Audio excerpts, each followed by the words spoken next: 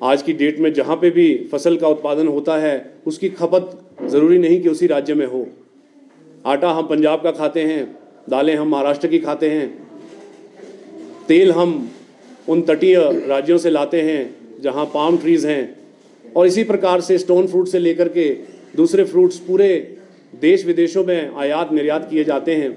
तो हम कहीं ना कहीं ग्लोबल इकोनॉमी का एक हिस्सा हैं, और मुझे लगता है किसानों और बागवानों की जिस प्रकार की हालात आज हैं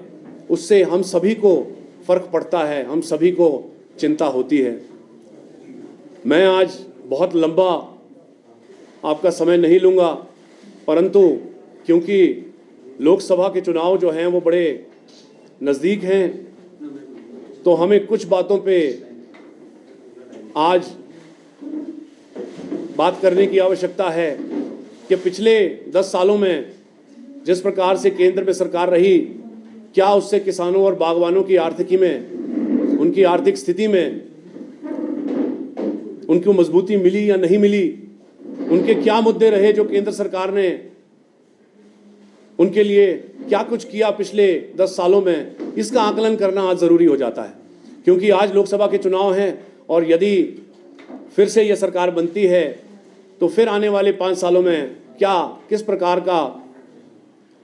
नज़ारा होगा और क्या स्थिति किसानों बागवानों की होगी, ये भी हमें आज ही सोचना होगा। मैं आपके माध्यम से बता दूं कि पिछले 1.5 साल से या उससे अधिक समय से, जब से भी हम प्रेस में आप लोगों के बीच मुखातिब हुए हैं, हमने भिन्न भिन्न मुद्दों को आपके समक्ष लाया है और केंद्र सरकार तक भी पहुंचाया है। मैंने इसके विषय में पत्र भी लिखे, पत्राचार भी हुआ प्रधानमंत्री के साथ भी, परंतु जो मुद्दे थे वो ज्यों के त्यों बने रहे। हमें किसी भी प्रकार की मदद केंद्र सरकार से रियायत के रूप में नहीं मिली,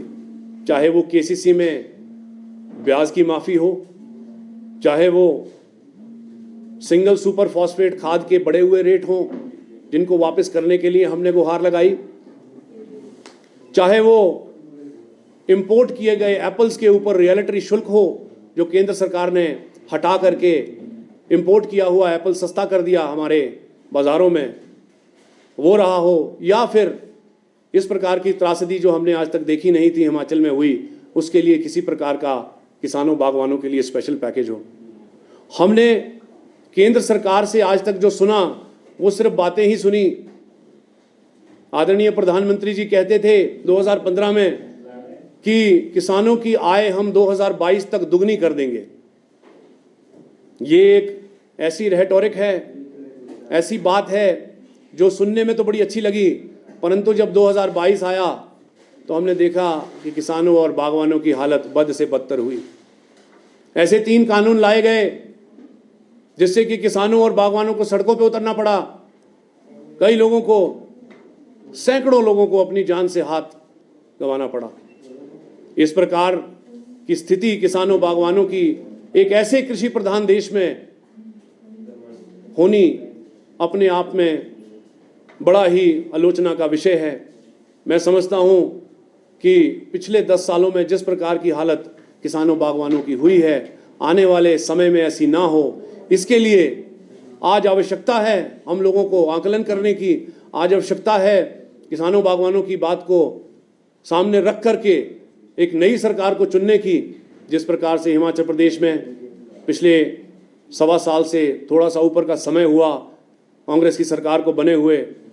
और विभिन्न ऐतिहासिक फैसले लिए गए। हमारे बागवानी मंत्री और आदरणीय मुख्यमंत्री जी ने जिस प्रकार सेब के लिए यूनिवर्सल कार्टन का प्रबंध अपनी वचनबद्धता के साथ फिर से दोहराया है, जो इस बार लागू हो जाएगा, इससे मुझे लगता है कि आने वाले समय में किसानों बागवानों की आय में इजाफा होगा, जो कि अपने आप में एक बड़ा ही हर्ष का विषय है।